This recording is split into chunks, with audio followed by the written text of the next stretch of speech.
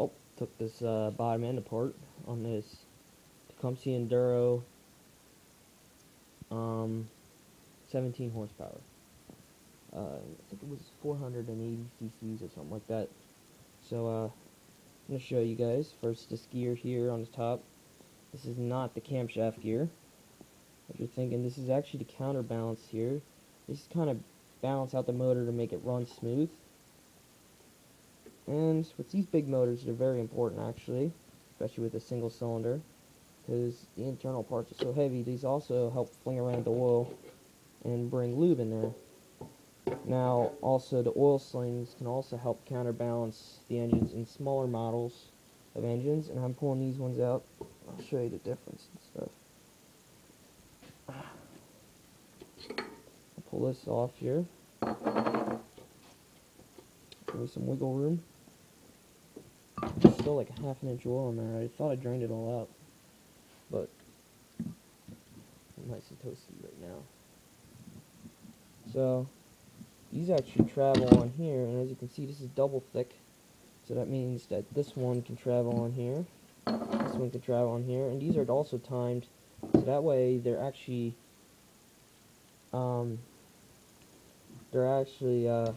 smoothing it out using both counterbalances.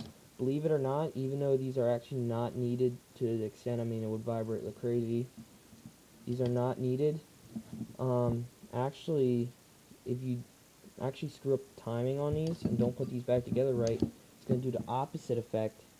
And if it's the timing's so far off, like that the ones out there, it's going to just use them as the opposite, like a counterbalance. Instead of losing the weight, it's going to add the weight, and it can actually blow up this whole case, so it can blow up the motor.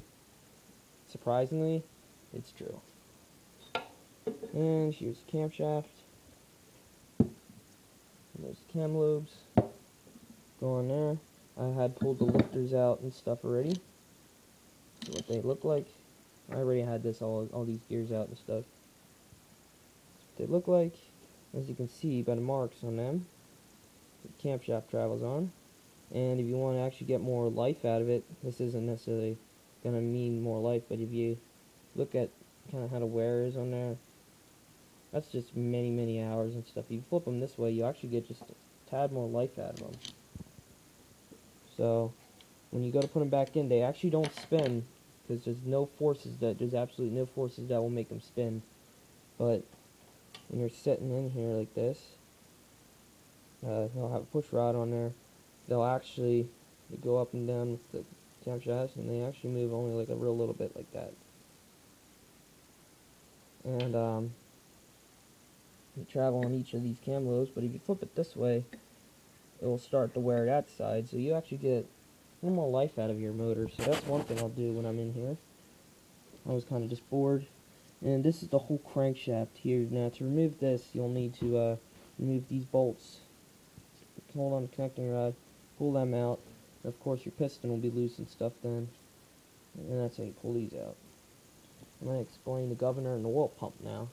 Now if you look at the top here, when this is actually sitting in here, this is actually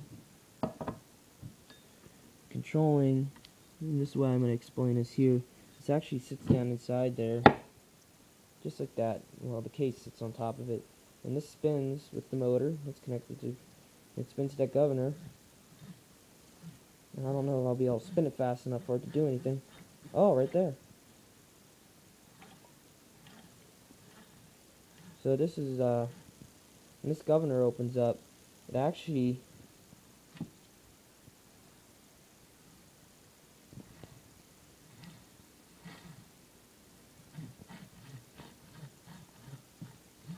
when I go back and forth, it puts a lot of load on it.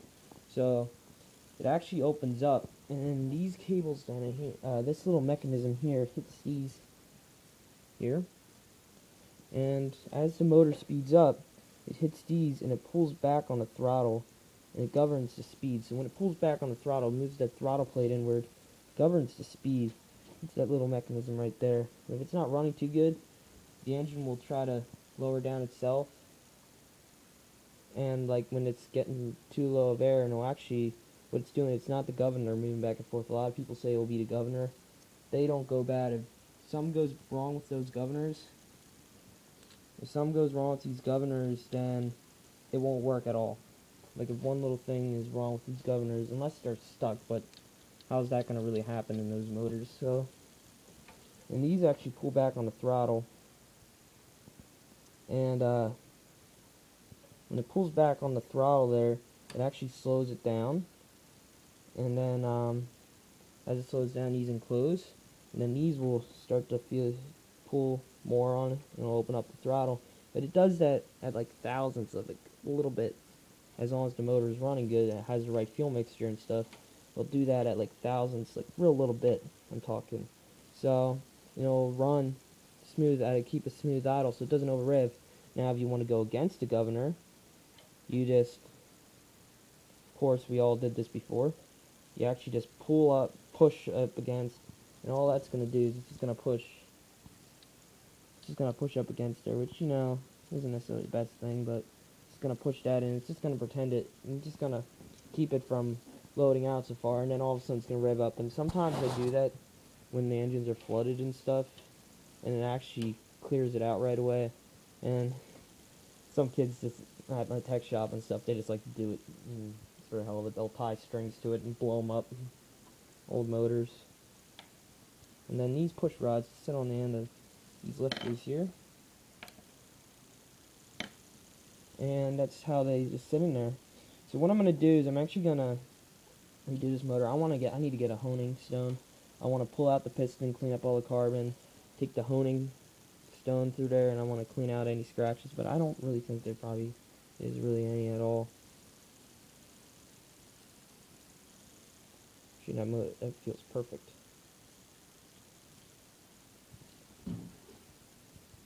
It looks like a pretty good piston that's in there too.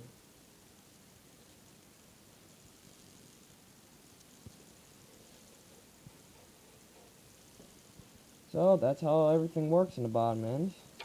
If there's anything you want me to discuss. Oh, I was going to do the oil pump yet.